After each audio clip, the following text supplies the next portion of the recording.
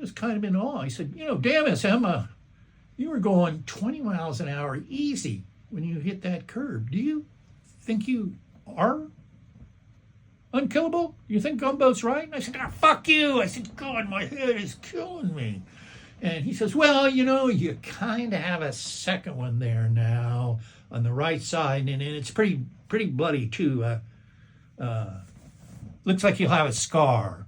I said, what? He said, don't worry. I made a point of laying you on your left side when we shoved you into the trunk for the ride home. The trunk? And he says, come on, man.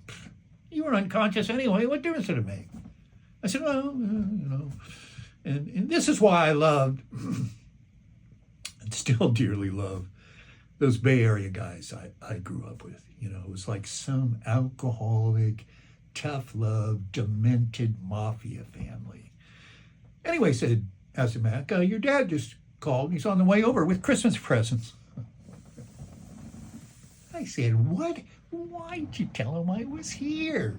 He said, well, I wouldn't want to miss this. He said, just a piece of advice, I'd find a hat to wear when I went outside.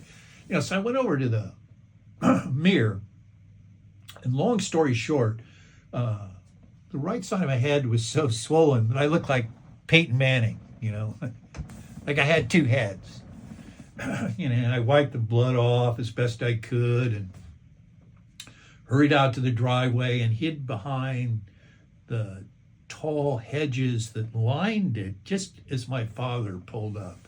And fortunately, he hadn't brought my mother along. She was keeping to that vow of hers to never visit a place I lived again, and once more it paid off, Anyway, I've drank all that booze, and I'm taking that mescaline, and I'm obviously badly concussed. So I'm thinking I can just call to my dad as he walks by and stick my arm through the bush and take the presents in my hand without him seeing me. So I tried.